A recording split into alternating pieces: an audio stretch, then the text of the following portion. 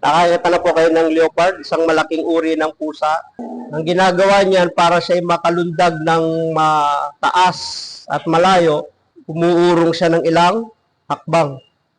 Bubuelo, yun, nakuha niyo yung salita. Sige po, makakaupo na po kayo. At bago po ang lahat ay magandang hapon po sa inyo. Hindi ho kumpleto ang inyong music ministry, no? Mahalaga, kumpleto ang core group. Kumpleto pa ang core group.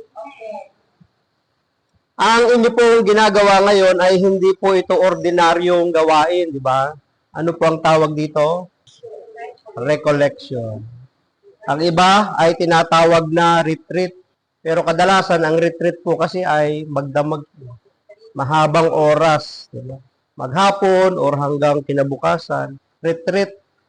Na ang ibig sabihin ng retreat ay pag-atras, pag-urong. Diba? Yan naman ang ibig sabihin ng retreat. Pero hindi nangangahulugan ng pagsuko. Tayo ay umaatras, umuurong, bumabalik, pero hindi sumusuko. Parang yung leopard. Nakakita na po kayo ng leopard, isang malaking uri ng pusa. Ang ginagawa niyan para siya ay makalundag ng mataas at malayo, umuurong siya ng ilang hakbang. Bubuelo, yun, nakuha niyo yung salita. Bubuelo. Kayo po, ang ginagawa niyo ngayon ay parang pagbuelo. Kasi sa susunod pong gawain ninyo, anniversary ninyo, wala kayong time makinig. Kasi gagampan kayo eh.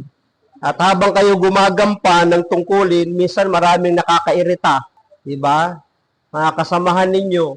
Lalo na yung may hawak ng pagkain.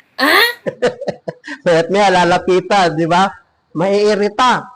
Kung hindi ka dumaan sa ganitong pagtitipon, madaling mauubos yung pasensya mo. Kaya dito pa lang, nagpupundo ka na ng pasensya. Para pagdating doon sa inyong anibersaryo, maraming mga nakakainis, hindi ka ma-overcome. So ito ay maiksi lang, kaya hindi po ito tinatawag na retreat. Ang tawag dito ay recollection. Ano ba ang recollection? Pero po ako dating napakinggan, galing daw sa salitang collect. Nangolek ka lang nangolek, pag sinabing uulitin mo yung pangungolek. Recollection eh. Tinignan ko kanina, ang ibig sabihin ng recollection ay paggunita. At hindi lang siya paggunita, kundi pag-alaala. Ano ba ang gugunitain po ninyo? Nakita ko din na 2 taon pa lang po kayo na mag-anniversary, di ba? Noong nakaraang taon, maaaring meron po kayong nakita na mga hindi dapat gawin.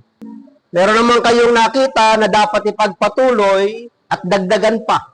Ginugunita, inaalala yung nakaraan para itong susunod na inyo pong anniversary mas maging perfect. Diba? Hindi naman ganun ka-perfect kasi wala namang nag-anniversary perfect talaga. Pero dapat ang mga manggagawa, kahit hindi nakaka-perfect, ang mahalaga hindi natatalo. Kaya ngayon pong oras na ito, ang akin pong ibibigay na panayam sa inyo, ay pamamagatan ko sa ganitong pamagat. There are 4 kinds of following. Meron pong 4 na klase ng mga tagasunod ang Panginoon. Titingnan natin, sasalaminin natin, nasaan ba ako doon sa 4 na yun? Thank you, God, for everything.